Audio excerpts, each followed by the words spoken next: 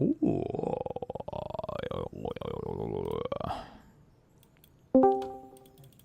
Hi, what's up? Hello.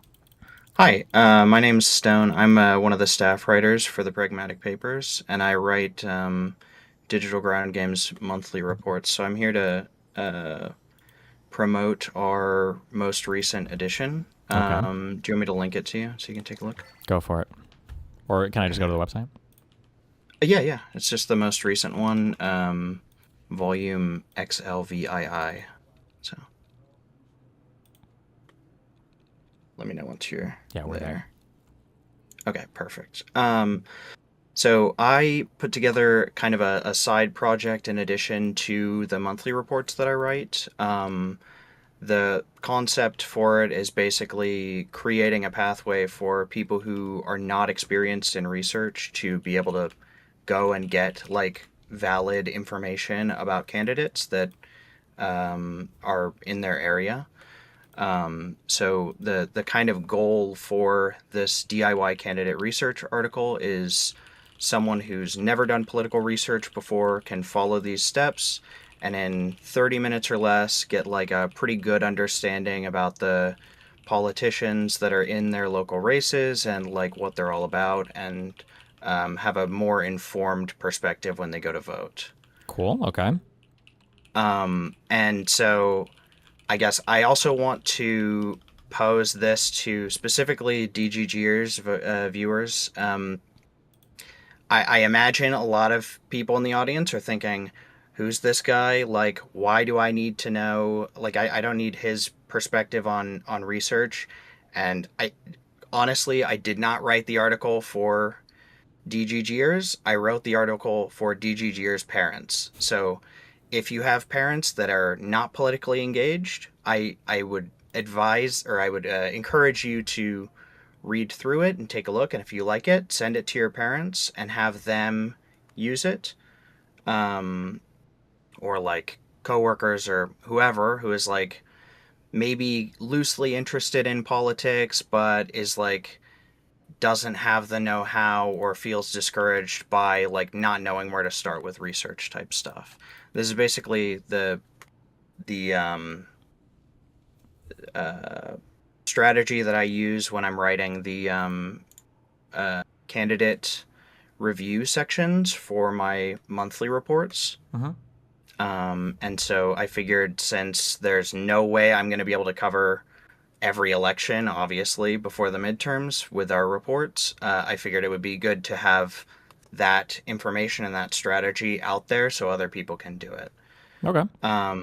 This is a shorter edition as well, so we have three new articles. So the other one is The Death of Humphrey's Executor by Alex W. This is basically recapping the Trump v. Slaughter case that overturned Humphrey's executor. It gives kind of a brief background on the history of like how Humphrey's executor came to be. And like even me, so I feel like I had a pretty good understanding of the case, but even I was presented with new information and insight into it with this. It's a pretty well written report, and it's not a very long read. So if you're interested in that, I definitely encourage you to do that. The third article is the 17th Amendment as a case study in structural reform by Daniel Gallagher.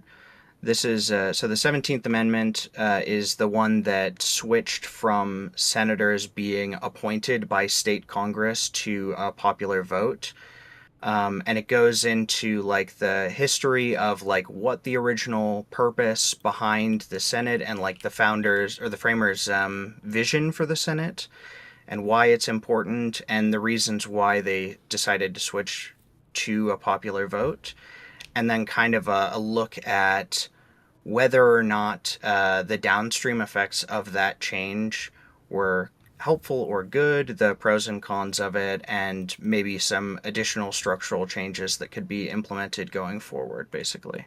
Okay.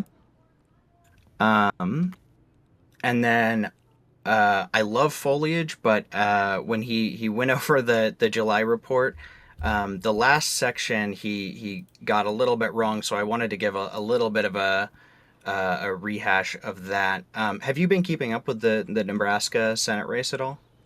No, not at all.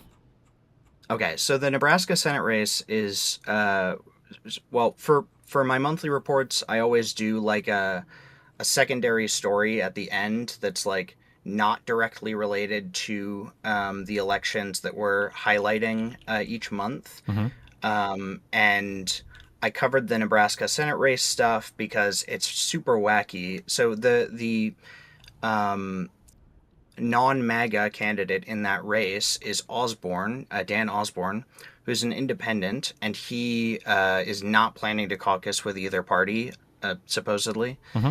And so originally, the Nebraska Democratic Party was just like, okay, Dan Osborne has a way better chance of winning this than any candidate we put forward. So they were just like, okay, we're not going to put forward a candidate. Well, the Republican Party there was like, oh, yeah, you're not going to put forward a candidate? Okay, we'll put a Republican in as the Democratic nominee. And so last second, they had to like get together someone to fight that like Republican uh, stand-in, and then they succeeded. I think that the real Democrat won by like 80% in the primary. It was a blowout. Hmm. Um, and then that the I can't remember her name now, but maybe Burbank. Anyway, the Democrat that won the primary like immediately just dropped out. So it's just Osborne the independent versus the Republican candidate Ricketts. Um, so yeah, it was kind of fun to research because there's a bunch of funky shit like swapping around candidates and stuff. It's an interesting thing to look into. Okay. Gotcha. Gotcha. I think that's about it. Oh, one last thing, kind of loosely related. Have you how much have you looked into the El Said stuff in Michigan?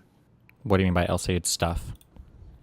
Just like his background and the like people are like saying like oh, what's the word for it, like the stuff where he's claiming he was a physician and all Oh, that stuff. I'm pretty aware of all that. Yeah.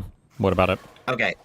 uh well, so I we're covering Michigan for the August report, and when I was looking into it, it was like legitimately frustrating because Al Saeed's actual background is genuinely really impressive. Like he has had a lot of actual successes in his history that could be directly applied to Senate work. Hmm. And like I feel like he's just getting caught in this like populisty brain rot where he's like he literally is like exaggerating every single one of his accomplishments to the point of like effectively just lying. Sure. It's pretty insane. Yeah. I don't, or I don't know. Maybe it's just a rich people thing. I don't think there's any shame in doing. It wouldn't even be an undergrad in doing med school and then going on to get your master's in Yeah. epidemiology and doing public health. Like that. That's especially for a perspective for being in Congress. Maybe it doesn't sound as impressive, I guess, to the average dipshit American, but like epidemiology is probably more relevant to policy making than just like being a physician. But yeah, he's obsessed with that. Like I was a doctor talking about. He's like, no, you weren't, motherfucker. Like why lie about this? Yeah, it's really weird and cringe Yeah, to me. absolutely. And there's a YouTube short that I'll DM it to you, but it's one of the potential replacements for Graham Plattner, Nareev Sharif, I think is his name. Hmm. He has a really similar background to El Said. He did like he ran like a public health department. He was like a the second in command at the CDC for a while, and he's making a pitch based off of that, where he's like, "Look, I was directly responsible for translating like health policy into actual like implementing it on the ground and seeing how it works with Nareev Shah, yeah, my bad, or Nirav Shah. Okay, I'm interesting name. Anyway, Hmm. yeah, his pitch on it is like really compelling to me anyway. But it's like a one-to-one thing where you can directly see like this is a pathway that Al Said could have taken presenting his background as like a how it applies to Senate work, and he's just like completely missing the opportunity. So I'll send you that YouTube short. I think I have you added on Discord, so I'll DM that to you in a minute. But anyway, I think that should be it. So yeah, everyone go and check that out and see what you think about the research thing. I hope you'll share it with your parents or your family members or whatever. I think it could be really helpful. Cool. All right. Thanks a lot. Have fun. Be careful. Yep. Have a good one. Bye. Okay. Hunter Biden.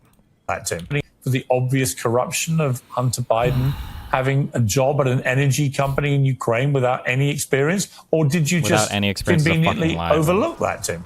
You don't have a gotcha with me on that one, Piers. You can get me on some things, but the Burisma thing I think was bullshit. But Hunter kind of hates me now, and on every podcast he goes on, he brings it up. I'm in his head for some reason. Anyway, I've taken too much of your time. But hopefully we can continue this. It's not scary to come on the Bulwark podcast. I love the Bulwark podcast. I listen to you. I'm a big fan of yours. That's why I love having you on my show. Thank you, sir. You've got Norway, the colonizer, coming at you again, like 1066. So are you scared of Holland? Well, I'm actually scared of Haaland. He's a massive Viking, but also their captain is Martin Odegaard, who is also captain of my club side, Arsenal.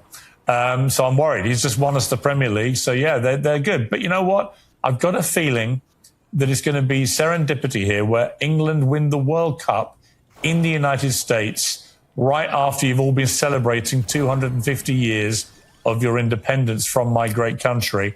And if that happens, I want two things to happen as a consequence. One, you get compelled by law to rename soccer football.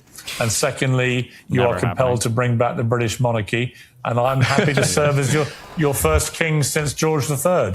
I think the French will probably come to our aid once again and prevent that from happening. That's Piers Morgan. Thank you so much for coming on the show, man. I appreciate it. Cheers, Tim. All the best.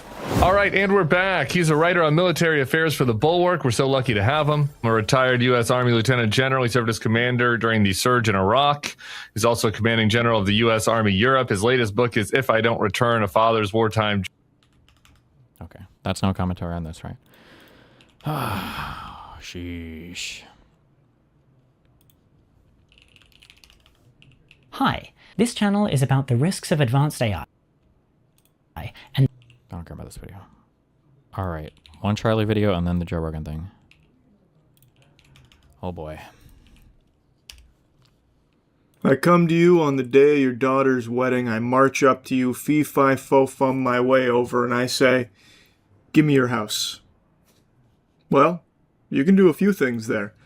You can give me your house, negotiate to sell me your house. You can poke me in the eyes like Captain Insano, punch me in the face, fucking titty twist me. That's called a choice. You have a choice there. Your local government comes up to you and says, give me your house. Buster, there ain't no choice. Not now. Not with data centers being the most important thing to these fucking zombies in power. I know I've yapped about it a lot, but legitimately, AI data centers are actually the boogeyman. They are just a scourge on this planet and a stain on civilized society. They are these behemoths that require all infrastructure to be changed to suit their gluttony, to satiate their insatiable appetite. And doing so just pillages communities while seeing basically no benefit beyond the temporary jobs they use to build them. Always worth reminding you that the data centers that we have, except for like the biggest ones, usually have like 20, maybe 25 on the high end full-time employees.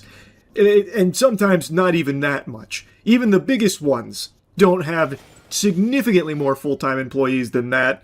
So it is a complete plague on communities in which AI data centers infest. And it is just a growing problem, much like the explosive diarrhea problem, except on a much larger scale. And your local government prioritizes these data centers over you, the human beings, the civilians in which they were elected to represent and try and support.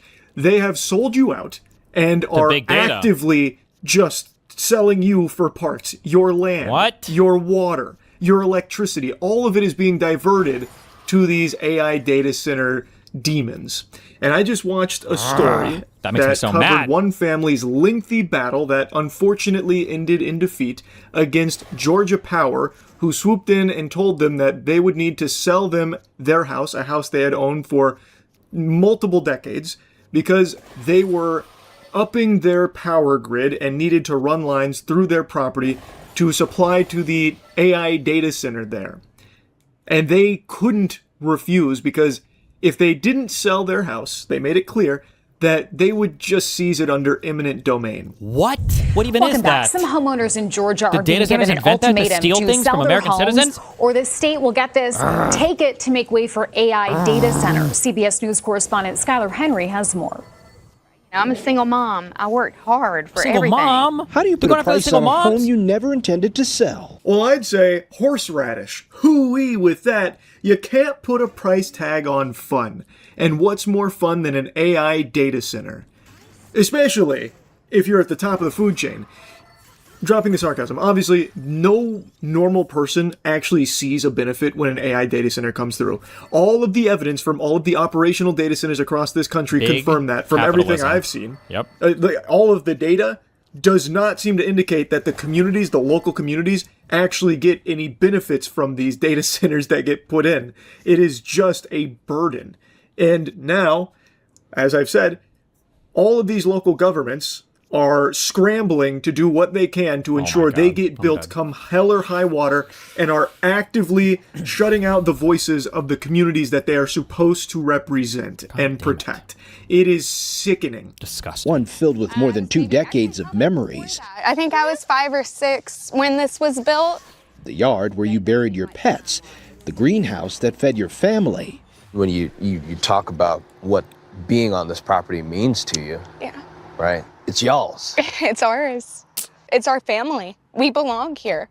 But Ansley Brown's Forever. childhood home And ever. likely won't And be ever. here And much ever. longer. And ever. And ever. That's because the Forever. state's largest utility, Georgia Power, says it needs the area to make way for a 35-mile-long transmission line. Now, if you're an AI data center cock gobbler, you might be going with the very obvious low-hanging fruit argument of, well, this is important because this is public infrastructure that will serve the community by no. adding these It's lines here only- to up the power grid. This It's is going to be only in service to everyone there. for the Thus, AI. if they are not willing to sell, eminent domain does make sense. And this is an open and shut case. But here's the thing. They openly talk about these new lines and this upgrade.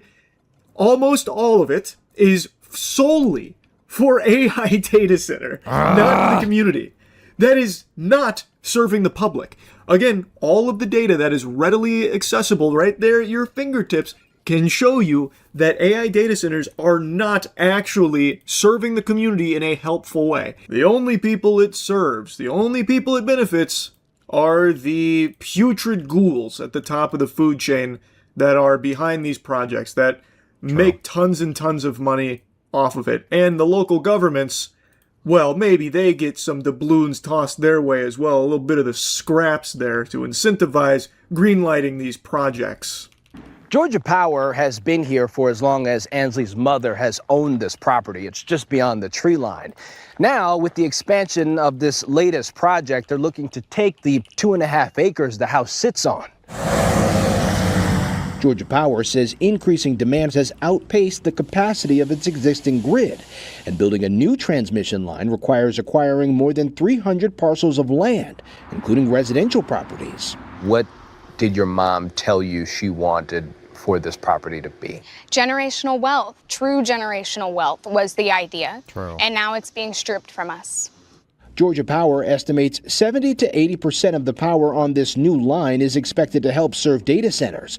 It says the remaining 20 to 30% of power will serve the state's growing residential and commercial demand. 70 to 80% of this upgrade is solely for AI data centers, huh?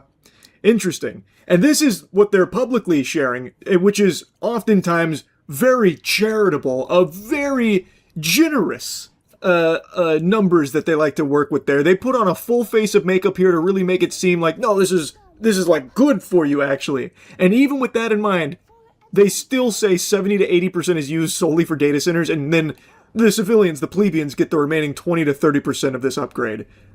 So, I think just looking at these raw numbers, I feel you can make a very strong argument that this is not in service of the community. That's an afterthought. It's in service to the AI data centers that are placing more of a demand here that you are appeasing and upgrading, and now taking over 300 parcels of land from the community and residents, including this family's cherished, beloved home.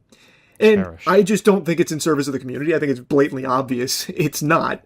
Thus, I don't think eminent domain should even be an option on the table. Now, according to the daughter here, the price they wanted for their home to be taken by Georgia Power was astronomical, generational wealth, which they didn't want to play ball with.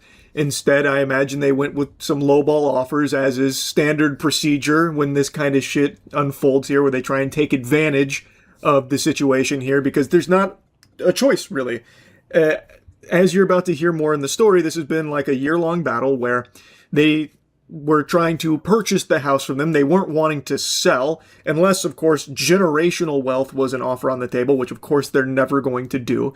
Thus, they were looking to potentially employ eminent domain to just strip it from them regardless, thus forcing them to accept the offer and sell the home to them, because they don't have a choice. What? Basically, you are going to lose your house in this case right here. It is fucking checkmate on the board. And it's just suffocating. It's just fucking awful. And I don't think it's unreasonable to say, like, we don't want to sell it. If you really want it that bad, generational wealth is what you're going to need to offer.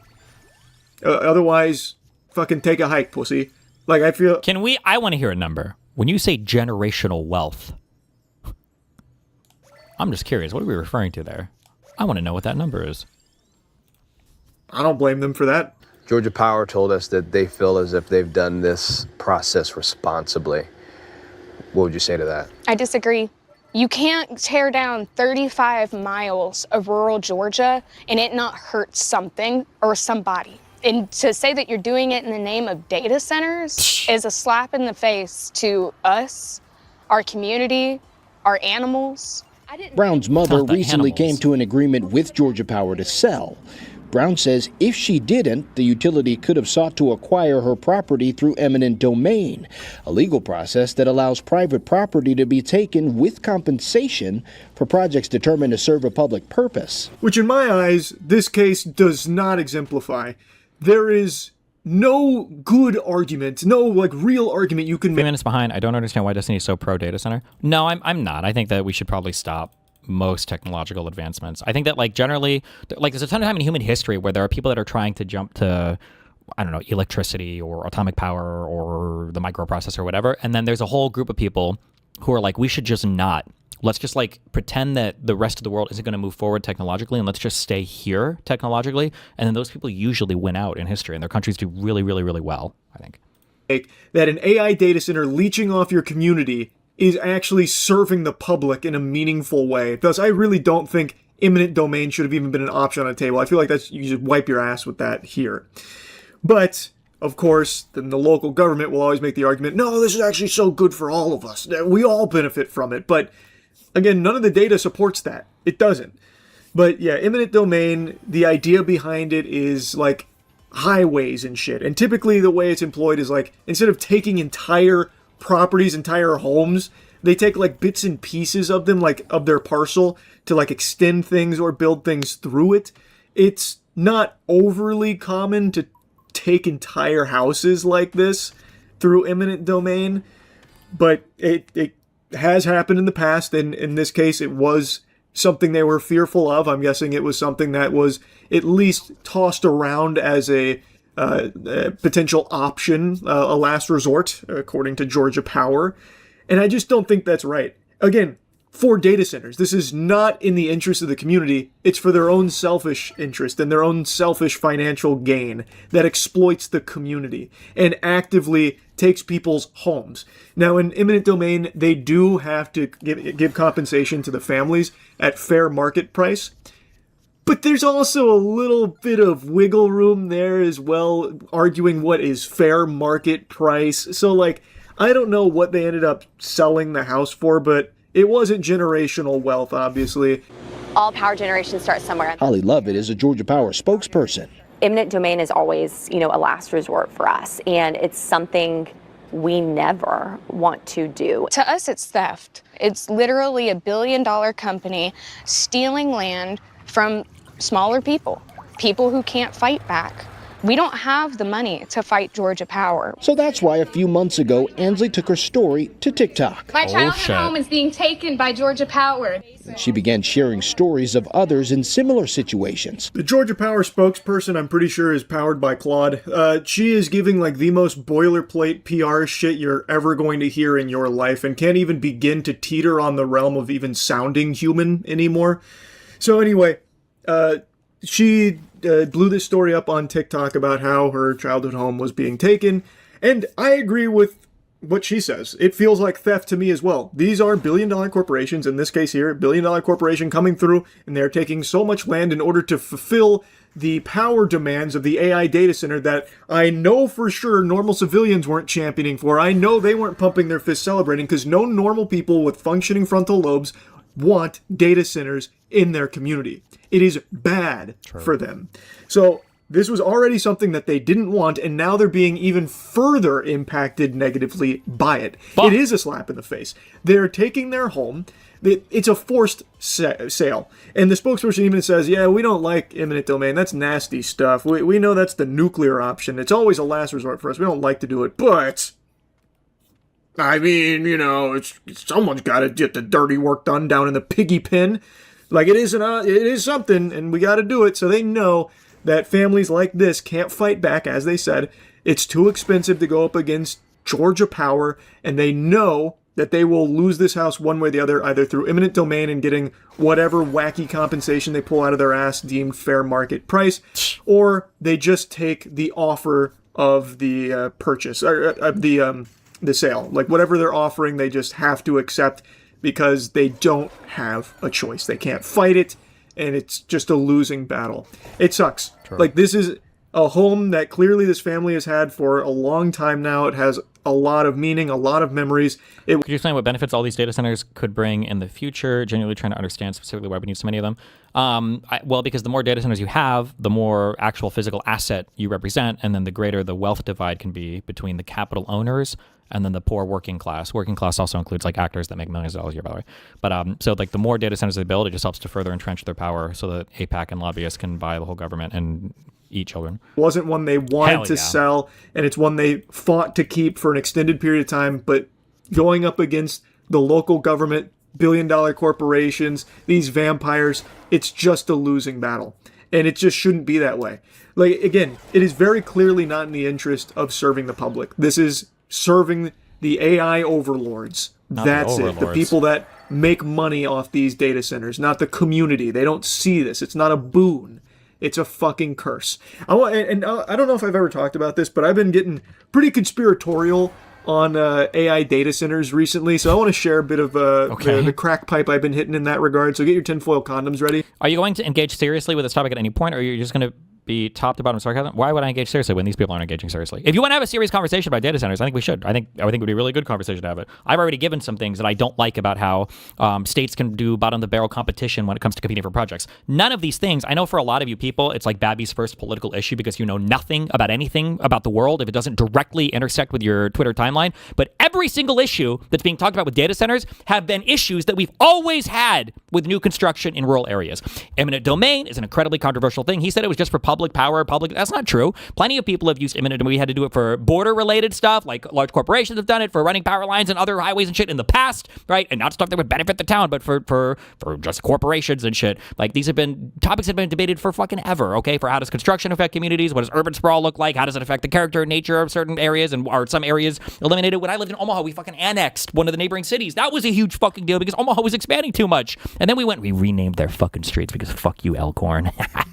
All of these are issues that have to do with, and have always had to do with, how do you expand cities and infrastructure and everything into rural areas that maybe, want to live in the 1970s forever. if you want to engage with the topic seriously, then the question is, well, what should our expansion look like when it comes to data centers? If we do feel like there's a disproportionate amount of money being earned by some of these larger corporations, which I think there is, then find a way to collect some money from them. Find either some kind of novel tax to apply, not a retard billionaire tax, billionaire. Find a tax that's going to be easy to implement and a tax that can make a lot of fucking money. And it doesn't just sound like some fucking college kid thought about it because his Marxist fucking professor who is supposed to be teaching sociology but somehow ended up as the professor of economics of this school, okay, gave him this stupid fucking idea during lunch. Okay, find a way to do it. If you utilize some kind of fucking LLM model or whatever, then you pay some 5% tax based on your energy usage or something like that. And now you have directly incentivizing taxation based on the amount of energy consumption, which is the thing that people have a problem with. So now you're finding a way to collect a tax based on the thing itself. I don't know.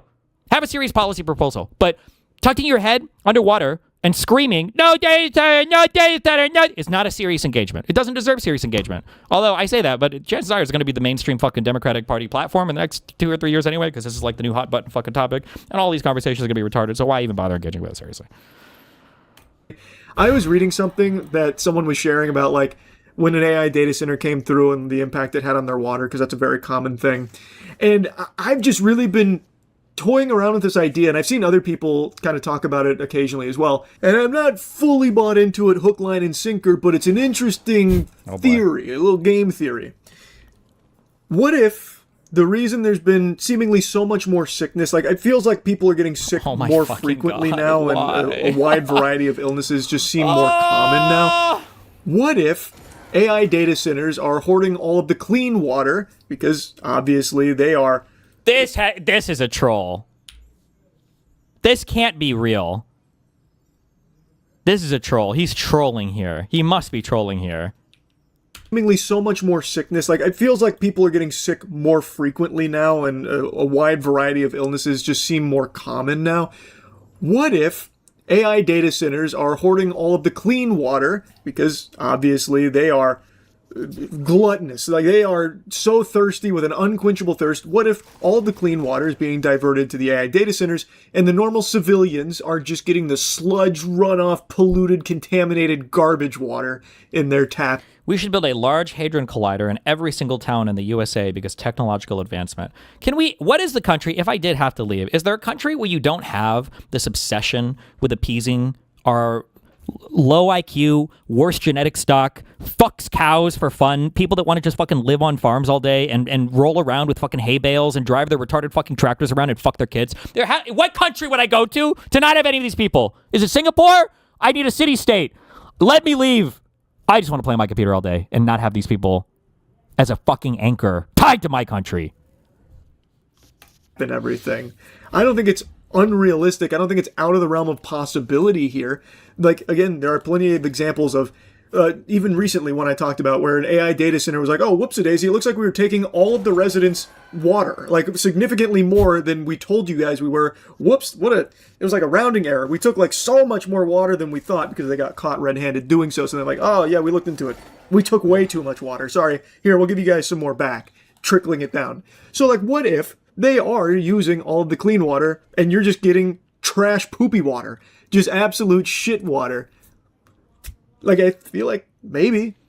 Data centers produce infrasound, which is unironically a torture technique used by the CIA. Data centers are okay. There are real issues, though, Lil Gup. Then address them. Then talk about them.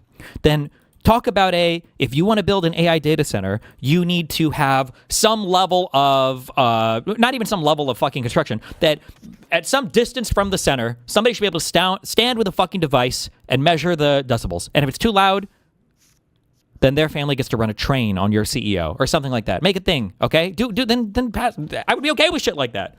I don't want to live near loud fucking noises all day. I already got to do my own sounds. I think it's perfectly reasonable, perfectly fine. But the whole like,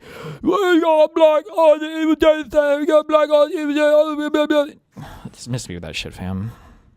Of course, I have no evidence to back that up other than just my own observation. Could it not also be the massive push against the belief in public health and safety, the getting rid of fluoride in water supplies, getting rid of people who believe in vaccines, the general mistrust and distrust of doctors, the pushing of alternative health? Not that. It's actually the AI data centers sucking up all the clean water. Okay. Of course, I have no evidence to back that up other than just my own observations and my own little wacky ideas. But I don't know. They are evil enough to do that, no doubt in my mind. So who knows? Just something fun to play with as a little thought to kick around. Why do we need legislation? It impedes the progress. How retarded are you? Is your mind only binary? It's either nothing or everything? I think. Just wanted to share that, because I fucking hate data centers. I am a D1 AI data center hater, so maybe I'm a bit blindness by my madness on the whole thing, but genuinely, everything evil about companies is epitomized with AI data centers in particular. What do you say to someone who will push back on any sort of offer that's out there and say, well, the price tag can't replace memories? Oh gosh, it almost makes me emotional because I have those memories in like my house, and I get how deeply personal people's homes are. I would just say that fuck them. We see you and we hear you, and hell yeah. We want this process to be respectful and transparent, and that is going to ultimately benefit you. Barbecue chicken alert! Barbecue chicken alert! Nope! I also love how she's like, oh. People who live near data centers have a higher rate of cancer. What is the timeline on these that's even been measured? Dude, what? Okay. Oh yeah, hearing that, wow. It almost makes me emotional. I almost feel something, but then I remember all the clams. I remember all the money. Like, I can't feel anything. Are you kidding me? No. But yeah, we see you and we hear you, by the way. We're not going to change anything. We're still going to take your shit, but like we like see you and hear you, I guess. So, like, go away. It's going to benefit you, don't you know? Like, this is for you, by the way. We know best. It's for you. So yeah, we're going to take your land, but like we like see you and hear you. It's a really powerful statement. Thank you so much, Georgia Power spokesperson. I almost can't help but be impressed by the gobbledygook here. Like, they openly say 70 to 80% of the power from these new lines is solely for data centers. Like, they openly say that. And I imagine it's probably going to be more. Again, those numbers are the ones they report. Why is that even surprising? If you don't have the energy right now to support a new project, so you're running new power lines to support that project, wouldn't the majority of the power lines that you're running be to support? I don't understand what is even the surprise on that. Like, to the public, thus they want to make it look as good as possible, and that's the best they could do. Like, I bet it's going to be north of that. But even with that, only a measly, like, up to 30% is for you, the actual civilian.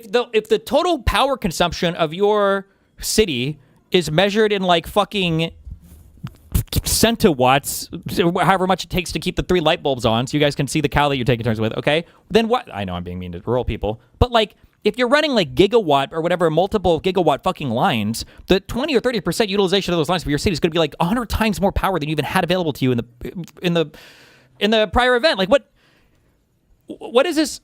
It's okay. In the community. And I imagine the argument she's trying to make is that the data center is for you, the civilians in the community. How? It's not. Like, you could just look at the evidence of all of the other communities that have been ass blasted by data centers.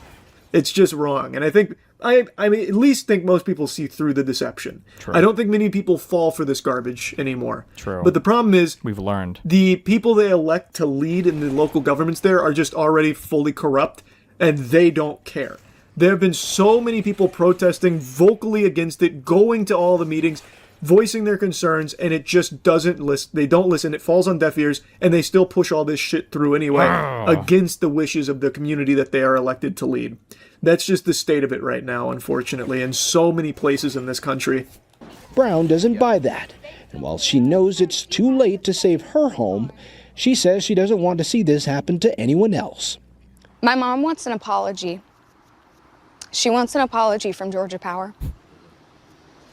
That's it. I wonder how much they paid for the property. I want to know that. What was the payout for it? Treated. Yeah. I mean, for an entire year, they have bullied her. And there is no sorry. So that's what we want. We want an apology from Georgia Power. Such important reporting there from our Skylar Henry. Thank you. I agree. That is important reporting there. I think it is extremely valuable to showcase the impact data centers have on the locals when they swoop in here and what it does to communities. So I always appreciate reporters that are willing to highlight this, because it is a very negative thing that is being normalized now. Is just like a suck it up and deal with it type of thing. And these fucking monsters are so emboldened that they will just out loud say that if you are against data centers, that you're the problem. I already covered this, but the BlackRock CEO, that fucking goober, man. What a BlackRock was don't really even get me loosey-goosey started. with domestic terrorism in regards to people against AI data centers, by the way, expecting like fucking drone strikes and stuff from civilians against data centers. So they were coming up with like counter-terrorism ideas to protect data centers from the menace of normal people being outraged that data centers came in and butt-fucked them. It's just like they're just being so brazen with it. It sucks. I know I've yapped about it a lot. I'm going to keep yapping about it because it is out of control. It is a terrible thing. I feel terrible for this family. I doubt they get an apology from Georgia Power or the AI data center top brass or anything. At best, maybe they get like a really hollow, sorry, bub. And that's it. Or maybe they even get like a little gift basket, a little goodie bag, maybe a Jelly of the Month Club subscription or something. Who really knows? But it won't be anything meaningful at all. Nothing's gonna, have this come to Jesus moment for Georgia Power or anything. It's just fucked. It's just so degenerate. And I hate it, so yeah, I want to yap about it. That's really about it. So yeah. You didn't think you were getting off that easily, did you now? We here at Warfronts had almost... No, I am off. Oh, Jesus.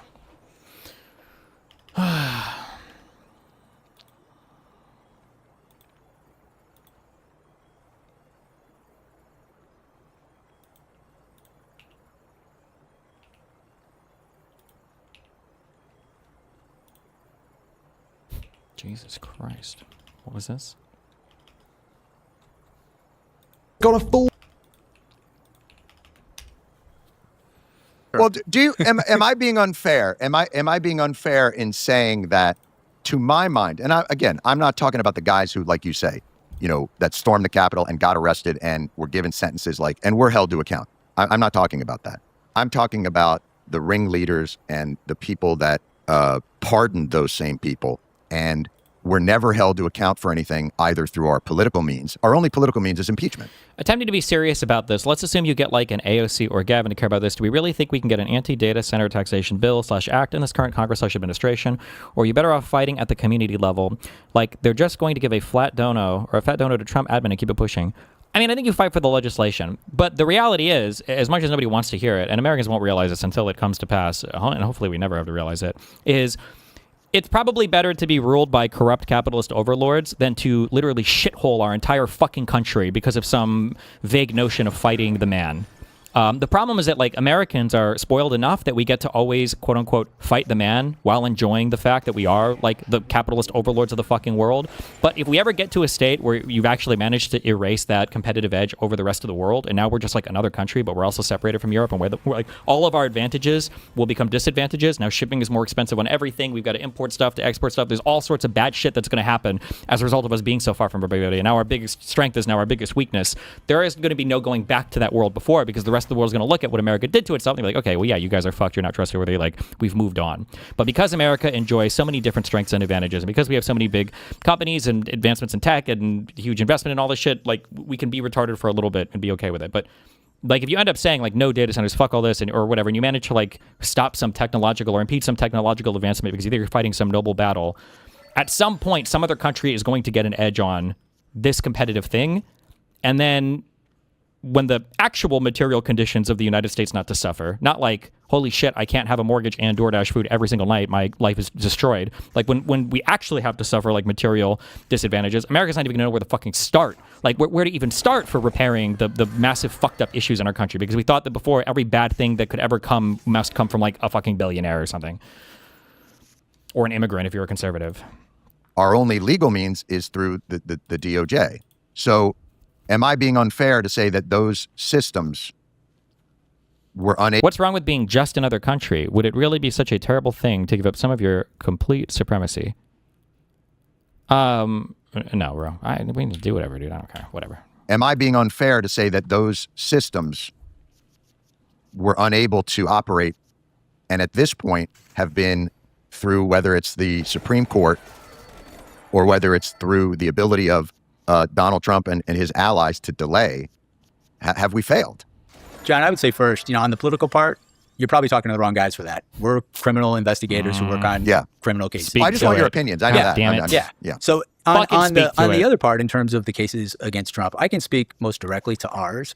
And when I took that job, I would have been perfectly happy if the facts and law didn't justify it to not bring those cases. And I'm sure if the facts were different, John, I'm sure a lot of the people who think I'm great would not think I'm so great. And some of the people who think I'm bad would think I'm really nice. The truth is... Very good point. Yeah, when you're a prosecutor, right? All of that sort of things in terms of perceptions and people feeling this way in this election, that is noise. That is things that I didn't consider when I'm doing my job.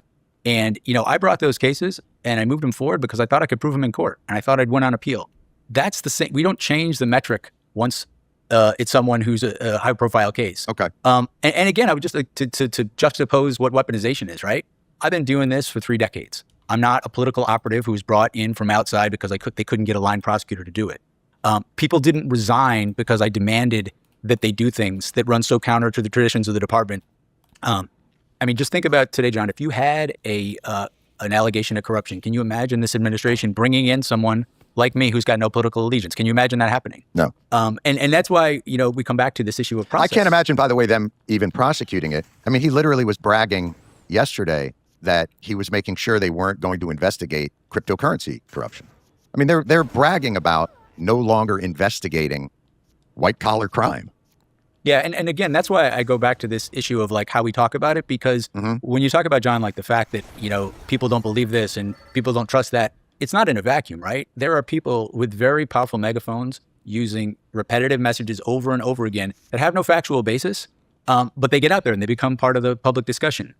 The history before these last couple of years is prosecutors just sat on their hands and let that be said, and we didn't worry about that.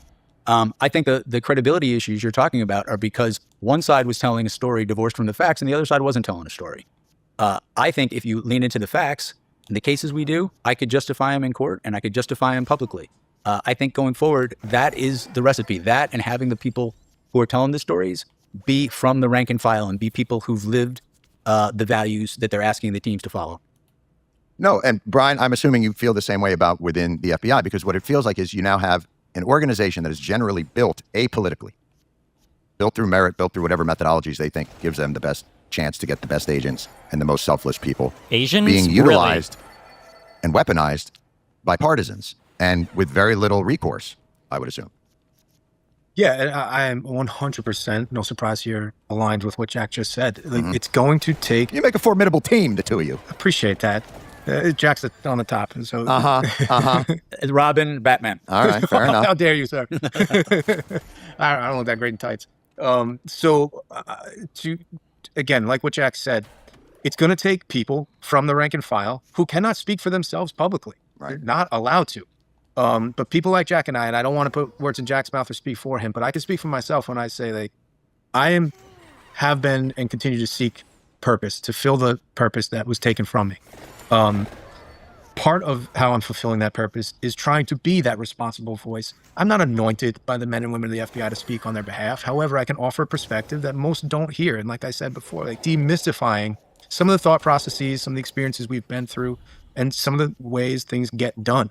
It's a responsibility. And I think all of that noise, all of the dynamic opinions regarding, like, Jack and I talked about this the other day. Like, we're like Joe Fridays. It's just the facts. That was our career. It was not about credit. It was not about getting the awards. It's about the facts, doing the job, because it's what we signed up for. And now we can represent, hopefully. But it's a no-fail task. When Jack and I speak, we cannot fail. We cannot allow our words to be twisted because we speak and stand for something bigger than just ourselves, because that's the part of the organization we crave to be a part of, and we're proud to be a part of, something larger than us. It makes me deeply uncomfortable to do this kind of stuff. No offense. Thank you so much for having us. I'm deeply uncomfortable as well doing this. I have been for years, 30 years. Yeah, I told this to my teammates when I was in that period of time where I was the acting director. There is nothing I wanted more when that period was over than to just disappear into anonymity and continue putting points on the board on behalf of the organization, on behalf of the American people. What was I listening to this for again? I understand that can be, and put myself under a level of pressure to do things like this. But to me, pressure is a privilege because it means something is expected of me, even if I'm the only one that might expect it of myself. Right. It's finding purpose even after you've been sort of let go from the place where you found that grounding and you found that relevance. And because I believe in them. Right. I believe in the organizations. I believe in the American people. I had an experience last week that reinforced it in a very real way. I told Jack, I ride my motorcycle to work. Save money on the Easy Pass lane. How much cooler than me can you be? God, this is really, now you're just taunting me. No, I promise I am not cool. Well, I ride my electric bike sometimes to get the mail, so don't think you and I aren't the same, because we're the same. You're exponentially better in every way. So I was riding to work, and I was going the speed limit, I promise. It was 50 miles an hour, two-way street, hit a deer. I had no time, nowhere to go. And so at 50 miles an hour, I took a short flight, then a longer slide and tumble. Wow. Bike is fine, importantly, for me and my mindset. But I'm fine too. All right. Deer is okay, important to me. I don't, it surprisingly ran off. right. I never saw it again. I will find it. All right. But what happened next after I realized that I was okay? I stood up and traffic stopped on both sides of the street. Oh. And everybody emptied those cars. It was rush hour in the morning. The first person to me was an African-American female in her 50s, let's say. Second person, young blonde woman in scrubs. The third, fourth, fifth people were in the car that would have killed me if I went into oncoming traffic, filled with Hispanic laborers. None of them asked who I voted for, like what my sexual orientation, my religion. They didn't even ask my name. All they saw was a dude in America who needed... Okay, don't go. The movement you are a part of killed Charlie. Charlie Kirk said that the Civil Rights Act was a huge mistake. He said that Martin Luther King Jr. was awful and not a good person. I agree with him. This is an entire political movement in real time that is eating itself. I've been called a 24-karat gold fuckwit before. If you don't like my show, then don't watch. Right? If you don't like the interview, then don't watch. Charlie Kirk played a massive role in returning Trump to the presidency, not least by energizing young people. With pyrotechnics, star-studded lineups, and swashbuckling debates, he helped to create the idea that Republicans were cool again. They were the movement on the rise. The Democrats were tired, corporate, and wedded to woke causes, which even they were sick of. As we'll debate shortly, it's not yet obvious that the Democrats have anything like that kind of momentum or any standout leaders that people of all persuasions can rally behind. What's also now clear is that Charlie Kirk did a lot of heavy lifting in holding the Trump coalition together. He famously invited all factions to his Turning Point events, where they usually managed to find some common ground. Whether that common ground was survive the disastrous Iran war and the president calling his own supporters stupid, weak, and gullible over Epstein, we will sadly never know. Even Charlie Kirk's own death is proving stubbornly divisive. Last week, Tyler Robinson, his alleged killer, appeared in court as the case against him was laid out in detail for the first time across 5 days of hearings. The courtroom was expected to be open throughout the case as a rebuttal to the many conspiracy theories about his murder. But for some people, that won't be enough. We seem to be in an era of permanent mistrust. If you get your news exclusively from social media, as many do now, you probably think Senator Lindsey Graham was killed by either the Russians, the Iranians, or the Israelis. In Britain this week, the appalling murder of legendary Conservative MP Anne Widdecombe has been turned into a true crime mystery by some of the politicians in her own party. All of this amounts to a sorry state of suspicion and division, which is crying out the same common sense leadership. And whichever direction I turn right now, it seems to be, frankly, in very short supply. Well, joining us now is Jack Persaud. We just get some goddamn common sense. Actually, in London. First time we've ever met in person. Jack, welcome to my great city. I came here to see you. The capital of the world and the greatest country in the world. It's great to welcome you. I'm not so sure if I agree with all of that, Piers, but happy to be here. It's good to see you. And Brandon Tatum, a.k.a. The Officer Tatum, Wajahat Ali, the co-host of Democracy-ish, and Brian Tyler Cohen, author of a new book, The Day After, How to Wield Power in a Post-Trump World. Well, welcome to all of you. A stellar panel, as always. Let me start with you, Jack, as you're here with me in London. This whole Charlie Kirk thing, it's a tragedy about what happened. Start with what happened to him. An absolutely tragic, appalling murder of a guy who went out of his way to try and bring people together to have free and open debate in a democracy. And it's despicable what happened to him. But what's also despicable to me, I'll be completely honest about this, is the raging, often ludicrous conspiracy theories that erupted almost from the moment he was killed and have continued to be fermented across the airwaves by people who, frankly, I think... Wait, when it says reach level 30 with a character, that means you just have to have them with you, right? Not that it has to be like the main one, right? Or does it have to be the main one? Know better, but like do know your better. first They pick. see a financial incentive in whipping all this stuff up. And all these conspiracy theories in the last week, and you were there in court, look to me like they've been comprehensively dismantled. This was exactly what it looked like. This guy killed Charlie Kirk because he wanted to kill him. And we know that because his flatmate has confirmed all that. And we know that from all the other evidence that came out. Am I missing anything? Is there any great grand conspiracy of the kind that have been spewed out by, I'll say, the leading protagonist, Candace Owens, who has gone after Erica Kirk in a way that I find really appalling? But I also think whipping up all these ridiculous theories, surely now, when confronted by what we've seen in court, it is a time to reflect on what are we doing as a society? When a young husband and father gets brutally murdered like this, and we turn it into effectively a clickbaiting entertainment empire that can make vast sums of money spewing conspiracies which are obviously bullshit. Well, Piers, thank you for your kind words about Charlie and even about Turning Point at the top of this. And I agree with you that Charlie was a generational talent. By the way, I should also say that absolutely praying for Ann Widdecombe. This situation seems absolutely horrific. I've been following it since I've been here. Well, the counter-terrorism police have got involved now. Apparently, there's just some breaking news. Yeah, they found stuff which suggests that this person may have been motivated for political reasons. And to me, it almost drive seems 300 miles to go kill a woman nearly 80. Well, and the same way that we learned in court last week that Tyler Robinson drove 3 hours to get to the campus. They have his cell phone data. They have the data from his car systems. They have obviously videotape and surveillance tape that's gone out. And so I can't help but worry that perhaps it's the same type of political hatred, this idea that we should use violence rather than words, which is what Charlie always stood for, that we saw with Charlie's murder has now come to the UK in this case. Right. I want to play a clip from Candace Owens, who came back from a break this week and said this. There is a seemingly infinite number of influencers on social media who watched the Tyler Robinson preliminary hearing last week, and they reported back to us common folk that they came away from it and they were effectively drowning. They were submerged. They were engulfed. They were completely buried by the avalanche of undeniable evidence that Tyler Robinson murdered Charlie Kirk. I mean, they were so consumed that they all just began using that exact same adjective to express themselves. It is overwhelming. In fact, that has really been the key word since last year, right? It is the new wear a mask, save lives, 6 feet social distancing. The evidence against Tyler Robinson is overwhelming. I mean, the problem with Jaha is the evidence against him is overwhelming. I mean, Jack himself was in court, as he said. He posted yesterday the moment Lance Twiggs, who was the partner of Tyler Robinson, agreed to testify against his boyfriend, the defense was sunk. Twiggs didn't provide an alibi or say the rifle had been stolen, and said he confirmed that Tyler Robinson confessed to killing Charlie Kirk, along with other key details of the plot. And I know, Officer Tatum, you were there too, and I'll come to you about this. But what do we do about this with Jaha? Because I've watched this play out since Charlie Kirk was murdered, and it's awful. It's awful. It's awful to see a widow, Erica Kirk, whatever people may think of her, to see her targeted in such a heartless, cruel manner. I just think is horrendous. What are we doing here as a society? What you're witnessing is political cannibalism, and what you're witnessing is the end result of a political movement that is born off of and fueled by anger, rage, conspiracy theory, and lies. It eventually turns on itself. I want to remind everyone, because I have the receipts, that after Charlie Kirk was brutally murdered, before there was any evidence, before there was anyone was arrested, Donald Trump and Stephen Miller and the entire right wing blamed the radical left. This was the time during they unleashed the National Guard and ICE against American people, and were trying to gin up a case to attack anyone who opposes Donald Trump and the MAGA movement. Then what happened? Kash Patel, who is the completely unqualified leader of the FBI, completely messed up, had no leads whatsoever. We actually had the FBI say we have no leads whatsoever. Tyler Robinson turned himself in, according to what we know, because a family member said, turn yourself in. So the only suspect that we actually have is Tyler Robinson. The conspiracy theories that have come out, the ugly conspiracy theories that you've talked about, have only come out from the right wing. In particular, but not exclusively, Candace Owens has profited off it. True. Coming up with these insane conspiracy theories, also anti-Semitic conspiracy theories about, another shooter or perhaps Israel and other individuals, and they don't believe the case itself. And I'm looking at it and say, it looks to me like most likely Tyler Robinson was radicalized. Here's a... How long until the current fucking soccer match is over? What's the time on it right now?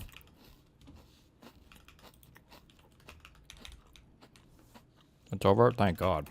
A white man with a gun. He had his own grievance, and he shot and killed Charlie Kirk. And now, from the evidence that we've seen in the past week, his roommate said that Tyler Robinson broke down crying, admitting that he killed Charlie Kirk. So this is an entire political movement in real time that is eating itself. Candace Owens came from MAGA. MAGA is now turning on MAGA. And now if there's any self-reflection and any decency, which there isn't, they would sit back and say, maybe, just maybe, we shouldn't have spread these insane conspiracy theories. Maybe we should not have talked about, QAnon. Maybe we should not have promoted Stop the Steal movement. Maybe we should not have promoted replacement theory. Maybe we should not have said that all law enforcement are part of the enemy of the state. Jack, you became famous promoting these theories, these conspiracies, these lies. So do you mean like when... So I noticed you left out that Jimmy Kimmel said that...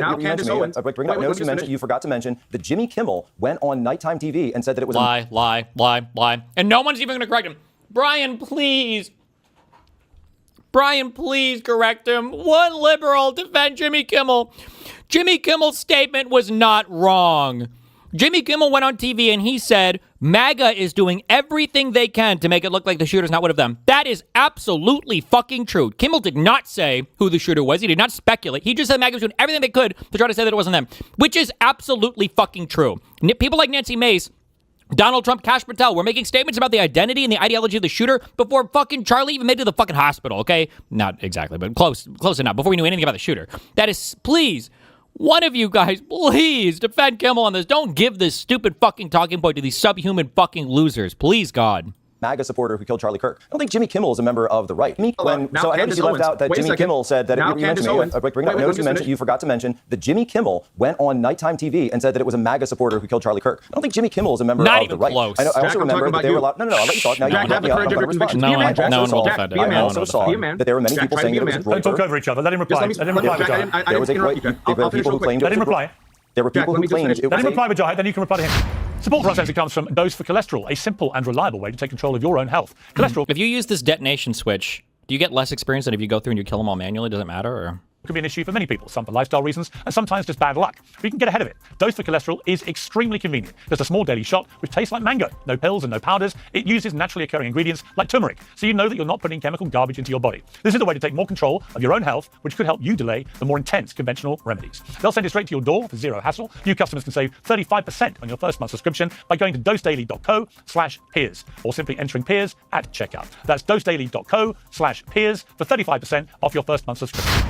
There were also people who falsely claimed that it was a groyper, that it was a member of the right. Jimmy Kimmel spread that on nighttime news. This was big news. There was a huge push about it. There were headlines about it. We debated on the show. I don't remember if you're on that exact panel, but I watched every single episode of Pierce, so I saw it. I mean, this was huge news. So to say that none of that happened, also notice that you seem to have skipped over the radical left, which we now know absolutely was responsible for this. And we even knew that before we had the identification of Tyler Robinson, because we had the etchings on the bullets. Hey, fascist, catch. Bella Ciao, the Antifa anthem. All of that evidence was out there, but you seem to have missed it. Yeah, so you're literally doing what I accused you of doing, so thank you for proving Following the evidence? Thank you, yes. Jack, listen, be a man, have the courage of your convictions. The courage of following the evidence? 10 toes down, Jack. Reading the this evidence is what you have where created. it lies? Wait, just let me finish. This is the movement that you have created, and this is the movement now that is eating movement that itself. you are part of killed Charlie. Just let me finish, Jack. I let you say what you had to say. I'm almost done.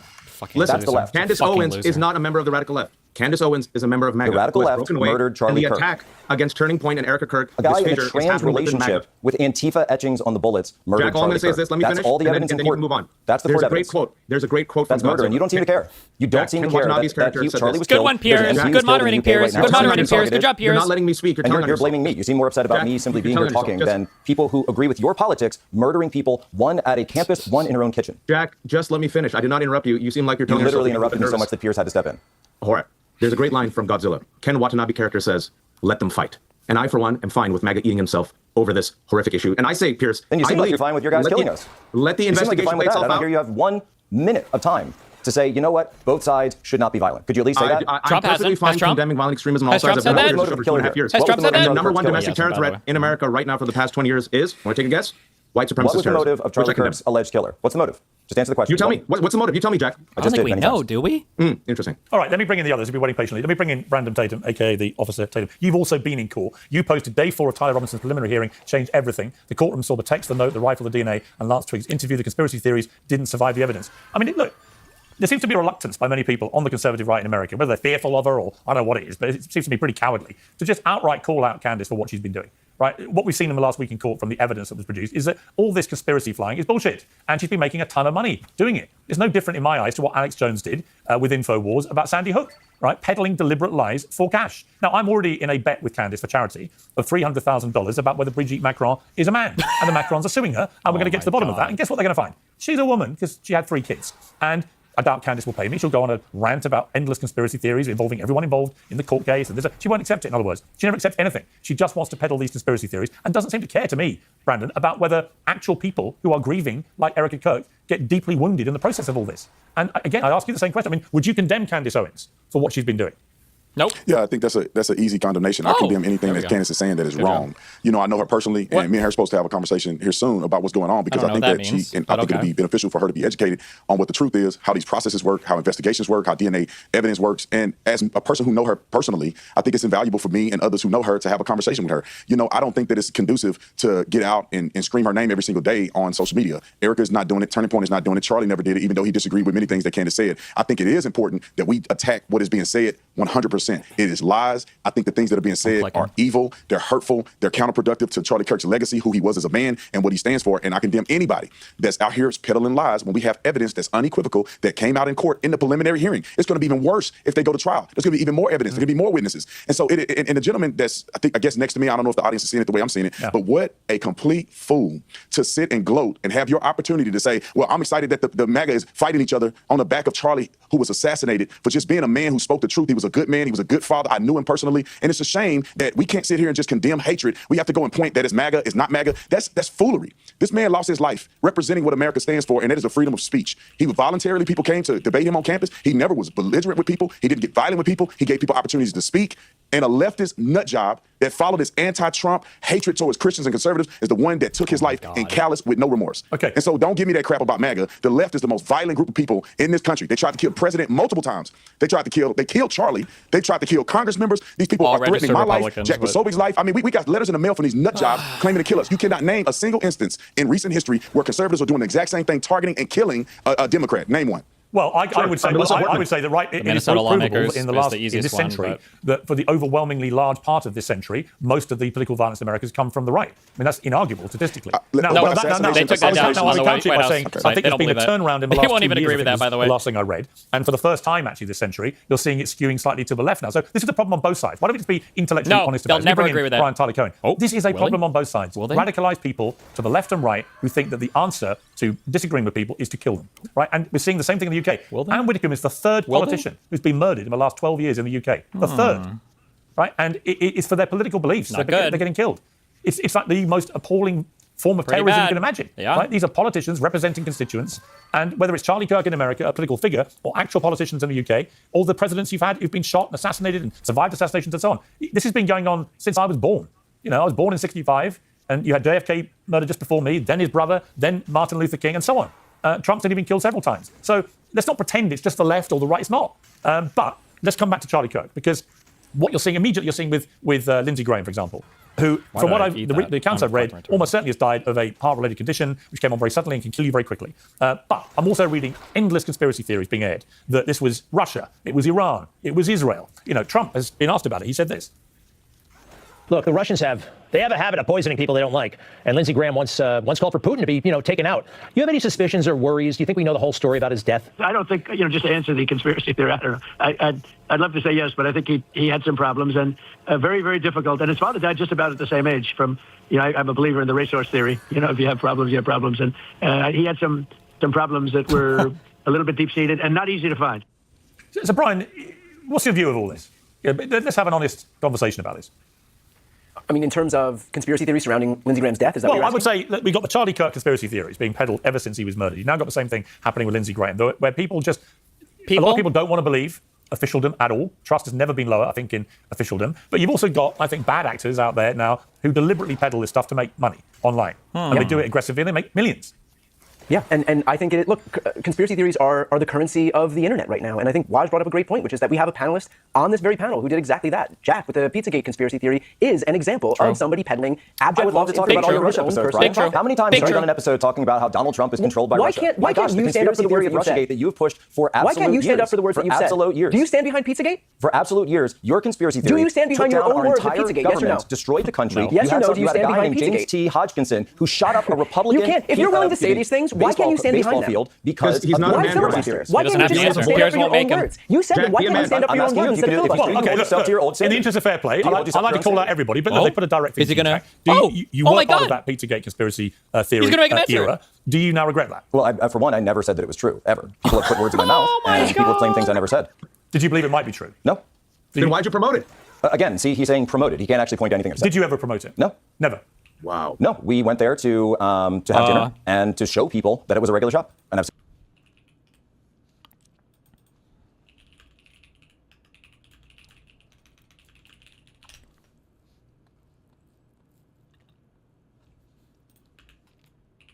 Fuck.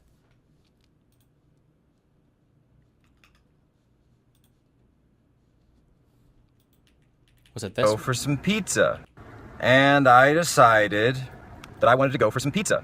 And so I realized that there was a pizza place that I had heard about very, very nearby my home, Washington, D.C., called Comet Pizza. So let's go take a look, shall we? Comet Pizza. Here we go.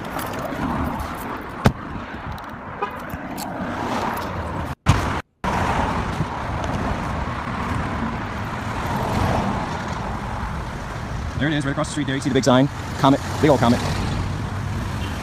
Comet Pizza. Good boy. See, it's funny, doing these periscopes, and sometimes you think you're going to get arrested, you come across stuff. This isn't something where, I think I'm going to need to get bailed out. This is something where, if I screw this one up, I don't even know what's going to happen to me. I just watched the Comet Pizza video again and said entire rosary, and that got me ready for this. Why? Look at these lights. These are the worst lights. The worst lights I've ever seen. So what I'm going to do, guys, is have the periscope, in the pocket of my shirt. See? I'm gonna go right here and have the in the pocket of my shirt, so you guys will be able to see it, what's going on, and hopefully, you know, it doesn't show that it's live or anything. So hopefully it doesn't pop out. All right, it's live. Going walking. All right, head it over. We're gonna do a quick IPOE. IPOE means intelligence preparation of the battle space. It's essentially something where you try to find out what's going on before you go in. So there it is. There it is, guys. There it is. Common pizza. Common pizza's right there. All right, Roosh has already dialed 9 and 1, and he's ready to dial the last one. So he's all set for me. All right, let's see who's in there. Looks like a regular bar crowd. All right, see what's going on here. Little red fox next door. Little red fox. And then if you come down, then we got Bucks, Big Bucks Fishing Company, and then guys, just right down here, it's Besta Pizza. See Besta Pizza? And the symbol. Guys, see the symbol, right? You can see the symbol. Remember the symbol on the FBI list. This symbol right here. The symbol. Besta Pizza. Ooh, that's the child porn symbol. Careful. All right, right here. So this is Besta Pizza. Can't tell what's going on in the back. Don't worry, guys. I got some backup on this. I got G-Mac himself coming. George McIntyre is going to be here with me. So this isn't some, oh God, no. Oh God, no, guys. It's even worse than I thought. It's a crowd of SJWs. What do I do? What do I do with the horde of them? Entire horde of SJWs. Oh my God. It's just, I can't believe Hillary lost. It was like the worst thing ever. My whole life is ruined. Don't worry. I know how to talk like them. I know how to infiltrate. This is good. This is good. Guys, you got to speak the lingo. You got to know how to blend. You got to know how to blend in. That's why I'm wearing a pink, I'm wearing my saffron shirt right now. It's saffron. Okay. Here we go. Here we go. You see G-Mac is coming up. That's G-Mac across the street. I'm waving to. Don't worry. Don't worry. It's going to be good. It's not pink. It's saffron. It's salmon. It's not pink. It's salmon. So we're gonna go in. We're gonna infiltrate Comet Pizza. All right. Bruce says hi. Bruce says hi. Bruce says hi. Yeah, Bruce is in there. We're gonna go in Comet Pizza. Do you think it's a good idea or what? Are we gonna survive this trip? Do you think we're gonna? I don't know. Should we even eat the pizza? Well, I think if we order pizza and we just sit there not eating it, it's gonna look a little, you know, a little strange. A little strange to them. We got like a super moon like 2 days ago. Do you think the supermoon affects what's going on? Satanic rituals. Their powers could be at their highest. We also were just at All Hallows Eve a couple of nights ago, so that's also a time when the veil is, you know, permeable between the spirit realms. So they'll have the ability to go and move between one and the other. Oh, yeah, they said we should have got yeah, well, no, there was a horde of SJWs that came through, and I had to. Oh, trust me, you can tell me the yoga pants and the hair. So they were coming by. I had to infiltrate, and they saw me doing the Periscope, and I told them I was like, oh my God, we lost, and we're together. And yeah, and they're like, they all gave me their phone numbers. It was crazy. But honestly, so what do you think is the worst thing that could happen to us going in here? We are not coming out. Okay, but I mean, do you think is death the worst thing that could happen? Are we facing even further punishment? So they're going to spirit cook us. They're going to use us for spirit. We're going to be because we're not children. We're not children. But we could be the next feast. We could be part of the blood. We could be the next pizza. They could use our blood. Bruce suggests satanic fixes. All right. Didn't believe in any of this. All right, well, I'm gonna put this in. I hope it doesn't like accidentally turn off or something. But can you guys see okay? Can you guys see okay if it's like this? It's in my pocket right now. All right, here we go. Are you watching? No, I can't. Oh, okay. Well, I want to make sure that's still like live, you know. All right, here we go. Time to infiltrate. How do you even get in this place? Oh, okay. There we go. All right, it's good. Hold on, let's check out the menu. What's on the menu? It's a cover story. Cover story is that we work near here and that we work in DC and we want pizza. And we want pizza. Just out here for. Hold on, I want to look at some of this stuff. Jungle peanuts. You've been here before. You've been here before. Oh no. Oh no. Hey, hang on, two please. I think just. Well, we went place Big Mom. We're very deep friendly. in enemy territory. Careful. Yeah, we want to check out the back. Definitely. All right, they're taking us into the back now.